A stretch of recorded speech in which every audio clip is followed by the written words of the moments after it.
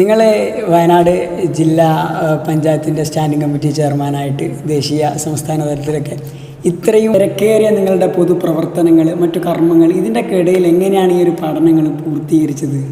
ഈ പഠനത്തിന് സമയമോ പദവിയോ പ്രായമോ ഒന്നും ഒരു തടസ്സമല്ല എന്ന് വിശ്വസിക്കുന്ന ഒരാളാണ്. അതൊരു തുടർ പ്രക്രിയയാണ്. നമുക്ക് നല്ലൊരു ഇച്ഛാശക്തി ഉണ്ടെങ്കിൽ, ഒരു തീരുമാനമുണ്ടെങ്കിൽ തീർച്ചയായും ഇന്ന് നമ്മുടെ രാജ്യത്ത്, നമ്മുടെ ലോകത്ത് ഈ പുതിയ AI കാലഘട്ടത്തിൽ ആർക്കും എന്തും എപ്പോഴും പഠിക്കാനുള്ള സൗകര്യങ്ങളും സാഹചര്യങ്ങളും ഉണ്ട് എന്നുള്ളതാണ്. അത് ക്രിയാത്മകമായി ഉപയോഗിക്കാം, അതിന് മനസ്സ് വെക്കുക എന്നുള്ളതാണ്, അതിന് സമയം കണ്ടെത്തുക എന്നുള്ളതാണ് പ്രധാനം. വിദ്യാർത്ഥി എന്നുള്ള ഒരു പദവിക്ക് പ്രായവും കാലവുമില്ല എന്നാണ്.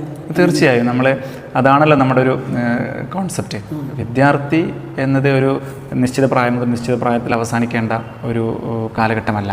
അത് തുടർന്നുകൊണ്ടേയിരിക്കണം. കാരണം നിലവിലെ പുതിയ കാലം എന്ന് പറയുന്നത് നമ്മൾ അപ്ഡേറ്റഡ് ആയിരിക്കുക എന്നുള്ളതാണ്. AI കാലഘട്ടമാണ്. അപ്പോൾ നിരന്തരം പഠിക്കുക, നിരന്തരം നവീകരിക്കപ്പെടുക എന്നൊക്കെ പറയുന്നത് കാലഘട്ടത്തിൻ്റെ ആവശ്യമാണ്. കാലത്തോടൊപ്പം നമുക്ക് സഞ്ചരിക്കണമെങ്കിൽ നമ്മൾ നിരന്തരം നവീകരിക്കപ്പെടണം. നിരന്തരം നവീകരിക്കപ്പെടുന്നത് ഏത് പ്രക്രിയയിലൂടെയാണ്? അറിവിലൂടെയാണ്, നിരീക്ഷണങ്ങളിലൂടെയാണ്. അപ്പം അതിലേറ്റവും പ്രധാനപ്പെട്ടത് തന്നെയാണ് ഈ വിദ്യാഭ്യാസം ആർജിക്കുക എന്നുള്ളത്.